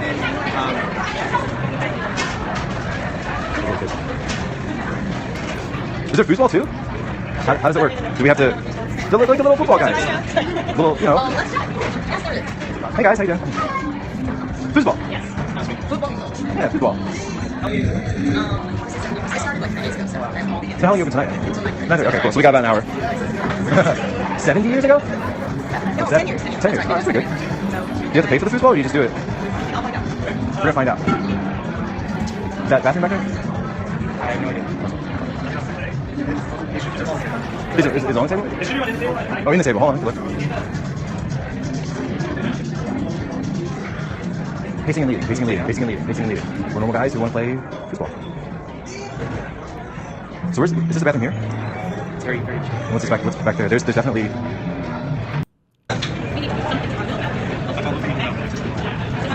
Hold on, guys. I'm gonna come back. I think we're going real quick. Well, hold on.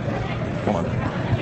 Yeah, you can just see the way that the guy was holding his phone, looking directly at me, looking directly at us. What? He's definitely like trying to look at my phone, trying to see what's going on. Oh, shit. We're burned, but we're gonna hold on. We're gonna keep periscoping because George, what do I always say? Always be scoping.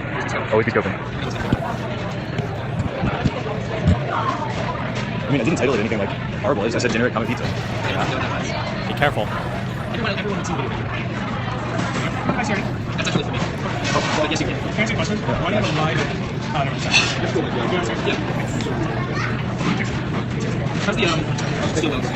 So, as far as vegetarian pieces go, it's not my favorite one. It's popular. Can you go on? No, not. I'm just I like. It's good.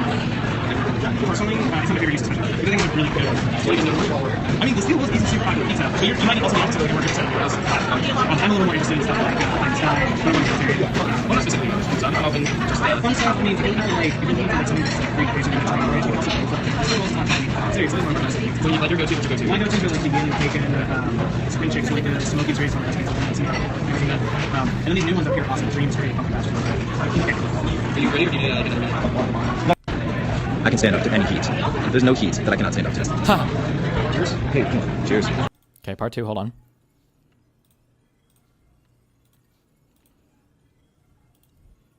I turned it off. I understand that. I understand that to you, this is maybe like a game.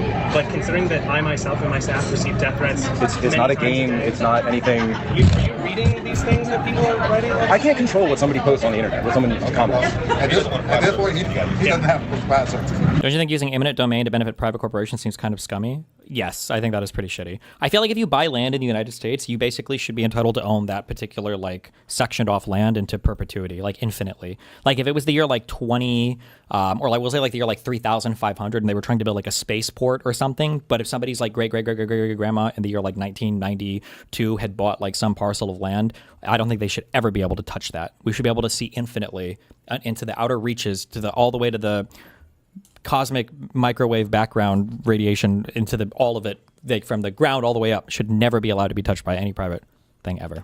And you're throwing me now. Well, you're throwing me out. I am because you are aiding a dangerous environment. Right. So at the point that this started, I had turned it off. And so I'm denying you service. He's denying you service. He wants you to leave the application. He asked me to turn it off, and I turned it off. Okay. But he's denying you service. He wants you to leave the application. Why specifically? I've already explained this. Sir, you don't have to explain anything. He wants you to leave the application. Okay, so we're good. We're good for the grab your property at the station. Okay. All right. Well, we're gonna head up. I'm fully compliant. Just trying to find out what's going on.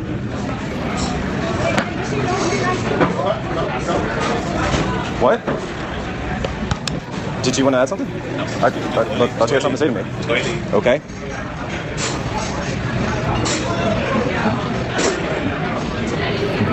Hey, have a nice night. Sure. Wow. Wow. Wow. This makes bigger news. Wow. So, thrown out of Comet Pizza. Thrown out of Comet Pizza for periscoping. Now, guys. What? If you guys watch my Periscope, or if you guys have seen, anything that I've done before on my feed, you guys will notice that I've not actually tweeted about Comet Pizza before. That I've not actually done anything about Comet Pizza. I've not tweeted any of the so-called theories. I've not tweeted any of the evidence that people have said they found, anything like that. So I would not hear in a political purpose whatsoever. And all I wrote was that I'm having dinner at Comet Pizza. George, that's all I wrote, right? You did. I didn't write that this is part of some kind of conspiracy. I didn't say this was some kind of conspiracy. I talked about how there was some weird stuff, but I sat down. I saw the cops sitting over there. I kind of knew something might be up, so they've probably been watching them for a while. Did you see when they pulled in? No, they've been there since I got here. So the cops have been sitting there? For no time. Wow. Wow. So here we go. The cops. Thrown out of Comet Pizza for broadcasting on a Periscope. Thrown out of Comet Pizza. Had the police called me at Comet Pizza for being thrown out. What happened when I was dark? Guys, when it was dark, I ordered my food and the garlic knots came and I started to eat it. We didn't even get to eat our pizza. No pizza came, didn't get to eat anything. So I told them very specifically, I was like, dude, I'm not live streaming right now. But as soon as he came over and started to throw me out, then yeah, I didn't actually eat anything. I didn't actually eat anything that was going on. And this guy decides to go, and as soon as he sees me live streaming from there, he throws me out. What the fuck? Hold on a second. I'm going to start this again, but I want to retitle the Periscope, so hold on.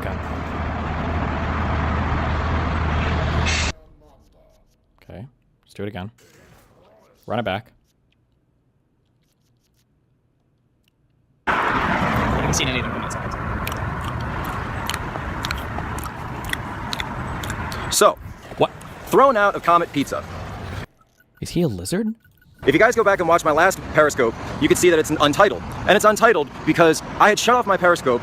The owner, or whoever it was, made a comment about the situation and had said, hey, are you live streaming or something? And I said, oh, I'll turn it off. So I turned it off. You guys saw me turn it off. You guys saw me, not activate the live stream anymore. And I said, oh, I'll turn it off. I'll turn it back on later or something. So I completely stopped live streaming. And at that point, because the owner was walking by, he was looking at me, he was acting, George, you saw him, he was acting all sorts of weird and like. Everyone there was acting weird. Super, like, everybody when we walked, as soon as he walked in, everybody was on edge. Everyone was giving us that like super fake happy smile, all that stuff. And he asked me if I was streaming. So at that point, I realized that they knew they were hiding the kids already. You can see him, by the way. I told you. By the way, he was walking around with the phone and looking at me. I was like, we got burnt. He had a pedal walk. And if you go back and watch my last stream, you can see that this guy was definitely hiding something. He was freaked out. He absolutely had something to hide. So he called the police officers to come. So we're sitting across the street. That's the police cars right there that you guys can see. Called them and yeah, completely threw me out of here. Now, guys, I wasn't, and George, you can back me up on this. You go back and watch my last Periscope, you can see me getting thrown out. I said, what am I being thrown out for? And he said, you're feeding an alt-right conspiracy. What? But he never even promoted that on his socials. He said that, right, guys?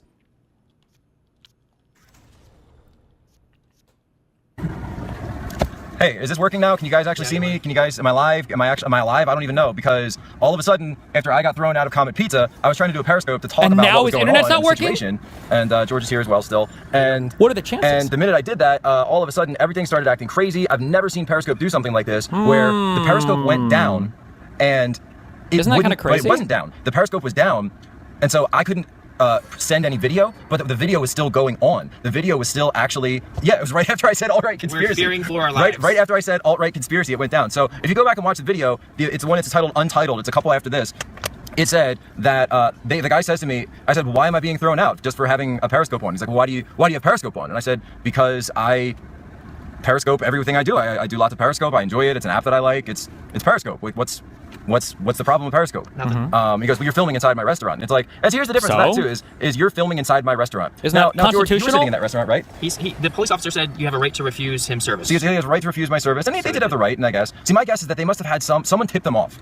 Someone tipped them off because they were on the phone as soon as possible after we walked in. And they saw you filming or so something. Someone either, so here's the thing is, they either must have but here's the thing: if they had like a Twitter search up, right, for their name, some people do that. They have a Twitter search up that's just looking for their name at all times. If their name's mentioned, they're notified immediately. But the difference is, like, John Podesta put it on. I got to imagine that Comet Pizza has been getting a lot of mentions lately, right? So there's probably a ton of traffic out there on their name, and it's probably all just junk, like stuff that they don't want to see because it has nothing to do with their business. John or whatever. Podesta probably doesn't want anything coming back to him, so he's got this place. So yeah. This had absolutely the hallmarks. So I'm saying it wasn't just the fact that I had it in my title. This was something where they've got eyes on me. They've got eyes on anybody that's coming into Comet Pizza. They've got eyes on everybody. Shit. I am putting out the call right now, guys. Not conspiracy theory, James by the way. O'Keefe, we need you in here. I'm gonna need your help on this one, man.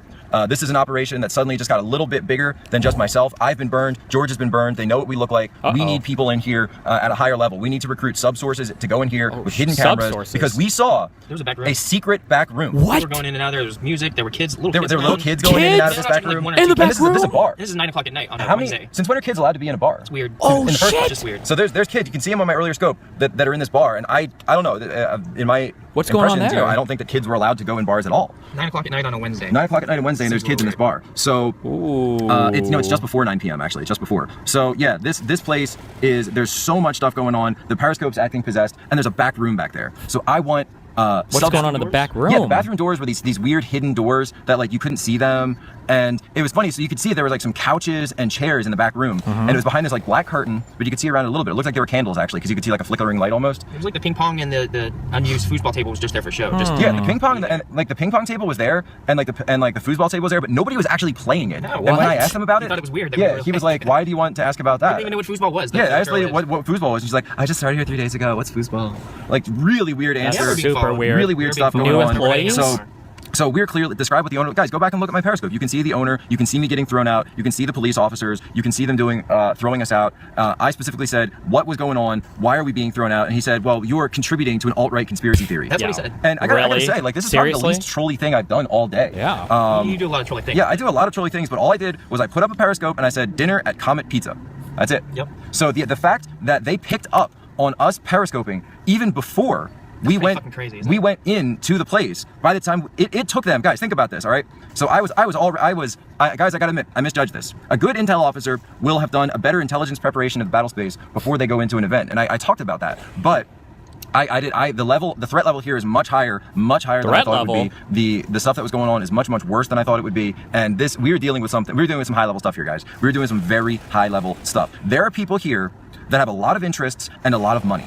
So they have a big secret that they are trying to hide, and a big secret that they are trying to keep under wraps, because it could potentially blow the lid on Hillary Clinton, on John Podesta, on Tony Podesta. I mean, I'm sorry, but like, look, and George, I was telling you about this before. That's all the big Democrats and Hillary who killed people. I was not sold on the Comet Pizza theory before this. Oh, there. So see, he said he's not a. George he doesn't believe it. And see? even then, I was just like, what is this? Oh, I don't know. So he's not even I was not sold on Gus Fring from Breaking Bad, right? Yeah. I was not sold that the Comet Pizza thing was We're real. good, right? I thought that this was just like, man, this is way out there. This is so. It's a normal pizza place. Yeah, it's a normal pizza place. And then you start seeing kids. You start Yeah, seeing the back rooms and shit. kids and the back rooms, Wait, what? and the fact that this guy was acting real squirrely, and the fact that all of a sudden, you know, they were like, boom, right onto me, right on what was going on. This was crazy. This was really weird. No, wait, this was really, really weird. Wait. Yeah, this was. Does he believe in the conspiracy next theory? level stuff? I've been involved in. Police were in there. We were in there for 10 minutes. Yeah, the Not police. even in there 10 minutes. I've never seen the police respond to something that quickly before. So either they had the police on standby. Ooh. Oh, they're still looking at him? And the police are still there. The police are actually still there. So either the police were on standby, or they actually called the police before we got there. The police are probably still they were sitting there waiting making sure in we don't do anything advance. now. Why are they worried about us? I don't know. Who's in charge of the DC police? Ooh. I don't know. I don't. Anyway, so never supported it, never believed in it. By the way. Never said that it was true, ever. People have put words in my mouth, and people have claimed things I never said.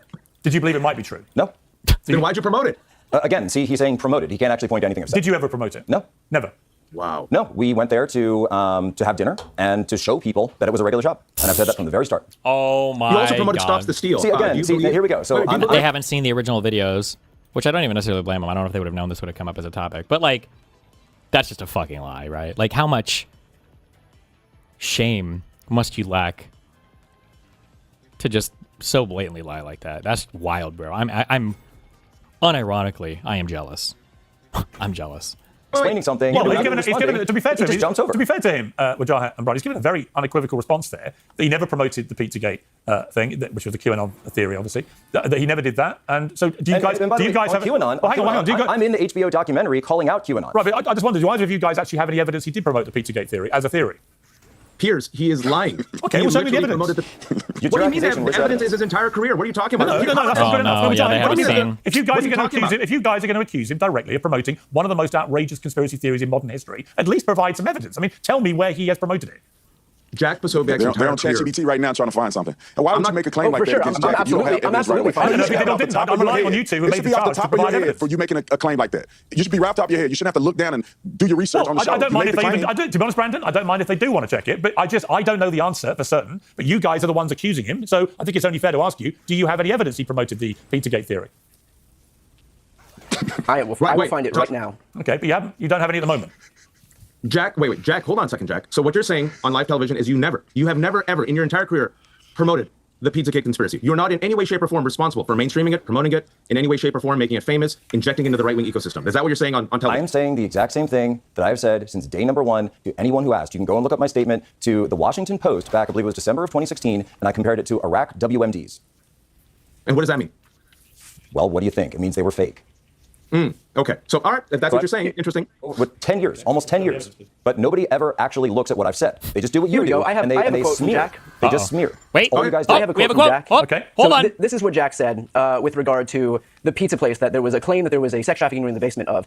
You know why people use walkie-talkies? In the Navy, we used to use walkie-talkies a lot over cell phones. You know why? Because walkie-talkies can go through different levels in the ship. So if he's communicating with somebody, like in a tunnel or in a basement of another place in the area, that would be a perfect way to communicate with each other. What are you talking about? Like, you're this not is this idea that a pizza place that didn't have a basement. You said the words, and I quote, "The pizza itself is legit. What's going on in the back is the issue." Yeah, that's my point. I said I went there to show people it was a regular restaurant. In the front? front? What was going on in the back? I went on to show people it was a regular restaurant. That's why I went there. I left. So when you said what's going on in the back is an issue, what did you mean? There. I never ever went in to promote anything like that. It was an idea that I had to try to reach out to people who were wondering about this on the internet, to just go there, order some food, sit down with a friend, and show them it was a regular Explain spot. your comment. What's going on in the back is the issue. Was the issue What's going that on in people the were back? talking about? I've been there. I've been to that pizza place. So have I. What's going on in the back, Jack? Because I went there. You know what was going on in the back? They were making pizza, and people were playing ping pong. And you know what happened? Yeah, based on I actually didn't even go back there. People don't know what's Sat happening in Pizzagate. Based on this conspiracy, Yeah, and again, you guys radicalized don't have demand, any direct you come evidence with at a all. gun You to provided that nothing. pizza parlor. I just read a man quote came of with you a gun. saying what's going on in the back is the issue. No, you guys are saying that, like, You guys are saying that that is the same as equating this to some kind of grand trafficking conspiracy. You just don't have it. You don't have it. That's literally what it is. When you say what's going on in the back is the issue, that is equating it to a grand conspiracy theory. Rather than actually looking at what I did. And Jack, you are doing what Candace Owens is doing right now. You did what Candace Owens is doing right now. I'm also telling you that you can go to the Washington Post and look at my statement on the record from December 2016. I see it right now. So does Brian. Listen, you did. You guys comparing notes? Using Candace Owens of doing right now with Pizzagate. So, Candace Owens so look, my team have been checking this. Also compared it to Ben they say, Jack, that you on X apparently you tweeted claims such as, and they're quoting directly, Pizzagate may be bigger than we suspected. That was just days before a gunman targeted the restaurant. Congratulations, Jack. I'd have to look at that. I don't recall that. Oh, they don't even recall their own statements. Candace Owens for spreading conspiracy theories. Well, you are guilty of the exact same phenomenon that she is. For the record, what happened there is regretful. What happened there is terrible. Should never have happened. And in many ways, what happened where? Going there, I think, and then seeing what happened afterwards. And I'm being honest. That's why I went there. That's why I went in to show people that it was a regular place. It got spun totally out of control. I guess the point is... And here's my response. Here's my response. That's why when QAnon came up, I came at it very forcefully, very, very hard, and even agreed to go on HBO to speak out against it from the right. What, after they'd already abandoned him, or the movement wasn't popular anymore? Oh my God. I don't agree that I promoted it. I'm sorry, I just don't agree that I promoted it. Real quick, for people who don't know what happened at Pizzagate. Yeah. So remind viewers who know nothing about Pizzagate what it was.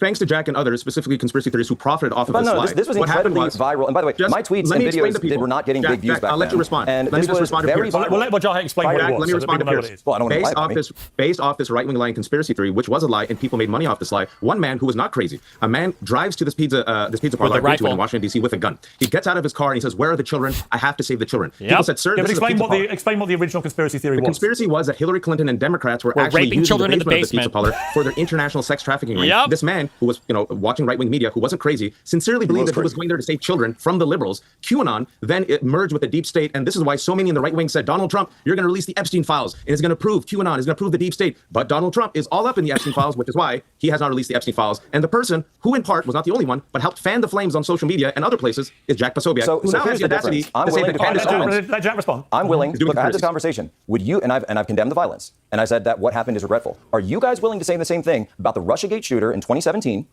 at the baseball field in D.C. and about the murder of Charlie Kirk that were done by the violent left? The Russiagate shooter. I don't even know who that. I'm sure it's a real thing. There's an investigation happening right now. There's a trial. Let me say something, Pierce. Let me say something, Pierce. Hold on. Let me say something, Pierce. Do you got the two liberals on the show? Do you think that Charlie Kirk was a racist? Yes. Obviously. Yes, he said that black people were better off during slavery. No. Do you think that Charlie Kirk spewed hatred? Yeah. Yeah. I'll say he thought you. The exact same thing. The exact same foolery that you're saying right now is what got him killed. The leftist nut jobs pushing. We can't say that somebody spews hatred. We're not allowed to say that anymore. So hate speech is allowed in the United States, which it is. God bless. But hating hate speech, anti-hate speech is not allowed in the United States. What the fuck? Same stupidity that you're saying right now is the reason why Tyler Robinson killed Charlie. This is exactly the same thing. You should be condemned. You can't criticize somebody. So you're saying you cannot lie about any criticism. If you level any criticism of somebody, then you are responsible for their death. You can't lie about them. The lies is what caused a person like Tyler Robinson to kill Charlie. Lies. He was not racist. Lies. Wait. So if he was actually racist, it would be okay to say it, and then they would be killable with. He did not spew hate. He was a man of courage. And he had integrity, and he was fair. If you disagree with him, he let you go to the front of the line, and you can have your disagreement. Brandon, Charlie Kirk said black men like you were better off during slavery. Do you agree with him? Now listen, 100%. You believe 100%? After slavery, let me explain because maybe you don't know black history. No, you don't understand black history and you don't understand what Charlie was saying. Listen, after slavery, there was an explosion of success in the black community. We had Black Wall Street. We were married to the women we had children with. What happened to that? What happened in Tulsa? Who got rid of that? Had a tremendous amount of success. And the family was so much more successful. You know what killed the family? Civil rights. Just saying it did. All the black family stats and then cracking everything in the 90s after. Damn. Success was growing faster than white people. Do the civil rights one. Now look at us. Now go look at any inner city in this country, and you see people getting murdered every weekend. The leading cause of murders in this country is by black people. Violent crimes, black people. Abortion at disproportionate rates, black people. A lot of things that were going well in our communities is going downhill fast after the 60s. And it's because we've been voting for these sorry Democrats for so many years, and they've done nothing for black people. And you cannot tell me, as somebody who knew Charlie, that he was a racist. He wasn't. I knew him very well. We did a whole bunch of incredible things in the black community. He helped out with Blexit, our black nonprofit that helped the black community. We took 400 black conservatives to the White House for the first time in history. So don't you say nothing about Charlie being a racist unless you have evidence. Outside of that, you're lying and you're pushing conspiracies that got Charlie Kirk killed. Charlie Kirk said that the Civil Rights Act was a huge mistake. He said that Martin Luther King Jr. was awful and not a good person. I agree with him. As a black man in America, that's on you. That's your prerogative to say that. But you don't get to say because you agree with him that somehow that wasn't a racist thing to say. You are not the arbiter of what is or isn't racist just because you agree with something that is objectively racist. You're not the arbiter of somebody having an opinion about a certain policy that's been put in place where he has evidence. You cannot deny what he's saying is true. Martin Luther King was a whoremonger. Martin Luther King was an adulterer. Communism. Martin Luther King was a whoremonger, and those are the things that Charlie Kirk was speaking about. He was doing an orgy. You just argued that slavery was like a net positive for black people. No, well, first of all, if you had any common sense, he didn't argue that, but he common would. sense, nobody said slavery was a net positive. I said black people's explosion of success after slavery was a testament to this country, the country's values, and how we were doing well. And now you look at the black community and it's failing. So you tell me how that's wrong. Brandon, you cannot. Charlie. You can't condemn the violence. We can disagree. Well, let me ask that question. Let me ask that question of Rajahat and Brian. Rajahat, do you condemn the violence that was perpetrated against Charlie Kirk and killed him? Yes, it was horrific. It was horrific. Nobody, I disagree with Charlie Kirk, but you know what? I'll give Charlie Kirk one credit. Make them condemn Charlie Kirk said what he said. He tweeted it. He put it on TikTok. He put it on YouTube. He stood 10 toes down. He goes, "I'm saying all these hateful things, racist things, like black people were better off during slavery." Here we go. I believe this. I have the courage of my convictions. That's what I respect about Charlie Kirk. He said it. He didn't backtrack from it. What happened to him, which was a horrific murder, should be condemned because no one should be killed based upon their First Amendment right to free speech. He was murdered. Most likely, allegedly, by Tyler Robinson. He's the only suspect. Tyler Robinson, in part, was allegedly radicalized. He is a white man from a conservative family. He wasn't a radicalized white nationalist, which he's not a member of the Never said white nationalist, but he was a white dude who was raised his entire fucking life. The motive is on the bullets. He etched the motive into the bullets he used to shoot Charlie. I answered the question. Let me ask this because you said he was a radicalized white. You didn't answer the question. You danced around. He was a radicalized white person. Charlie Kirk, your friend, said you, as a black man, were better off during slavery. Do you agree with that statement? Troll face? 100%. I understand what he was saying. I just articulated the perspective that he had. Just because you don't understand history and you look at everything in the lens as black people are the ultimate victims in perpetuity, don't mean that Charlie Kirk can have an expression of something I agree with him on. Now, you're sitting here trying to tell a black man that I can't agree with Charlie Kirk on the fact that I think that black people were in a better trajectory when we were in the 30s after slavery. He said during slavery. You're lying. He said you were better off during slavery. No, he did not. Show me the proof and I'll give you $1,000. All right, let's go. You don't have it. Ain't no way in the world Charlie said we're better in slavery. He said after slavery. It's a whole sentiment around it. And black people understand this. History reflects this. Thomas Sowell expressed this. Black people were in a trajectory on a path doing better than white people. Anybody can fact check that. We had millionaires. We had people who were very successful. Black Wall Street, you name it. We had a lot of production. We were teaching our own schools. We had our own transportation. We owned our own companies, entertainment, you name it, we had it. It wasn't until we began to integrate in a way that Martin Luther King thought was best that we began to see the degradation of the black community. And by the way, race wasn't part of this conversation until you injected it. Again, Charlie was white. The shooter was white. The ideology did not have to do with race. It had to do with him being a left-wing, pro-trans no activist. Facts, Jack. There's no facts to that. There's no facts. There's no facts. There's evidence in court. I went to court and watched them unveil the evidence. The hatred against Christians, the hatred against Donald Trump, the hatred against Charlie Kirk, the etchings on the bullets of the Antifa anthem, as well as Hey Fascist Catch. These are facts. Well, I'm going to check, actually, in real time, whether Charlie Kirk did say that black people were better in the time of slavery. So we're going to find that out as we talk. Which I just want to talk to you about general language that evidence and discourse, unveiled? I haven't watched any of those trial stuff. Because you wrote a Substack this week, the moment Lindsey Graham died, saying he was a terrible man who sold his soul for relevance. Was it worth it? You said he was a duplicitous, spineless, political cretin, willing to sacrifice his soul and convictions to cozy up to power and relevance. The guy had just died. Does no part of you think, when Donald Trump attacked, Rob Reiner, for example, or Robert Mueller when he died, or John McCain, or Colin Powell, I've always criticised it. So I think it's awful to speak ill of the dead the moment they die. Short of people being Adolf Hitler or someone who's killed 12 million people, then obviously they're in a different stratosphere. But when you've got a public servant like Lindsey Graham, who did a lot of stuff across the aisle, people have been talking about that a lot. I interviewed him with John McCain, with Joe Lieberman actually, and they talked about all this. He's had an extraordinary life, privately, of service and stuff to his family and to his country. Can you not compartmentalise the good and bad? And can you not hold off calling this guy a duplicitous, spineless political cretin within hours of him dying? Because isn't that part of the problem here? When are you supposed to do it? Like 2 months later? Like people are going to be like, why the fuck are you bringing him up? He's dead, bro. Move on. From the left and right of this kind of language, even when people have just died. It was natural diseases that took out Lindsey Graham. I don't believe the right in conspiracies, and I believe But what's that got to do with what you said? I believe we treat these political figures in death the way they live their life. The reason why the entire world, literally on the jump, when it was announced that he passed away, I was awake at 2:30. The reason why the entire world brought up his own receipts, his own rhetoric, was because he lived his life as a genocidal warmonger, as a person who literally said that Gaza should be leveled, as a person who promoted phase 4 starvation against Palestinians, as a person who cheerled this illegal, unwinnable war in Iran. You had a fantastic interview with Naftali Bennett. As a person who said we're in a holy war. No one ever brings up those quotes as children are literally dying. Who was the #1 cheerleader of that war that's going on right now? Lindsey Graham. Who was the cheerleader of Israel's occupation of Palestinians and the genocide in Gaza? Lindsey Graham. Who literally did a complete 180. He was the man, Lindsey Graham, in 2015, 2016, who said that he was the one who used hateful language. He called Donald Trump a xenophobe. He called Donald Trump a hate monger, a bigot. And then Donald Trump was perfectly fine golfing with this man. Apparently, if Lindsey Graham was a Democrat, he would be calling him a radical leftist. But Lindsey Graham warned accurately what would happen to America and the Republican Party if Donald Trump was elected. All right, let me bring it. Then Lindsey Graham said, wait for a second, why call him a hypocrite? Then Lindsey Graham said, well, hey, Lindsey Graham, you warned about Donald Trump for 10 years. Why are you now literally a remora on his anus? And Lindsey Graham said, well, I want to be relevant. I want to be relevant. So yes, a hypocrite do you think Barack Obama was Barack Obama a duplicitous, spineless political cretin willing to sacrifice his soul convictions. I'm thinking specifically of campaigning to shut down Guantanamo Bay, then keeping it open, of running one of the biggest illegal drone programs in American history, of deporting 3 million people, more pro rata per year than any president of American history, and so on. In other words, did somebody say, is Saint Barack someone who spared the wrath of Mujahid Ali because he's on your side? Or would you write the same thing about him? The moment Obama dies, would you be straight out with a Substack, hammering him, but using the same language you've used? Everything you just said about Obama, I criticized him during his presidency, and an honest assessment of his legacy upon his death would include everything you just said. Okay. Historic president. Well, I look forward to reading that, because I don't think you'd use the same vicious language, but maybe you will. Maybe you will. Maybe you will. Let me ask Jack.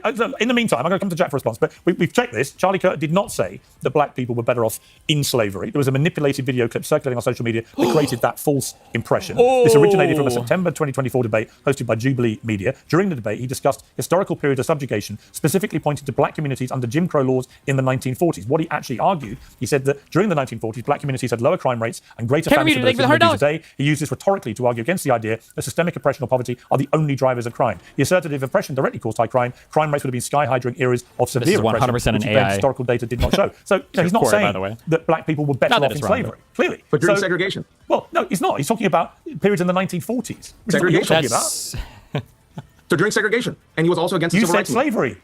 So I will. Why are you changing the goalposts? Wait. I'll do something real time. Take the loss for Giant. You've literally spewed a conspiracy theory that came from a manipulated video which perpetrated a false impression of what Charlie Kirk actually said. I'll do it in real time. Something that Jack and Brandon can do. Thank you for fact checking. I saw that video. You fact checked it. I stand corrected. It shows they were actually better in the 1940s. It was bad. It was evil. But what happened? Something changed. They committed less crimes. Maybe they were afraid. I mean, 4,000 black men, women, and children were killed in violent lynch mobs. That's your explanation, but I guess racial terror permeated American culture for hundreds of years. Black America is worse than it has been that in the last affected 80 years. The generational psyche of an entire group of people? No, I'm sure it did. I'm not discounting that. I'm just black people were better off under slavery and subjugation. This line here is not reflective of what's in the video, or the video is not reflective of what's typed there. But okay. The fact shows. Do you apologize? But the fact shows. Do you apologize? That said black people were better off during segregation. Don't change your goalposts. Do you apologize? Absolutely. You fact checked it. Thank you so much. But he did say black people were better off during segregation. Pretend like he was a fucking QAnon Pizzagator. I would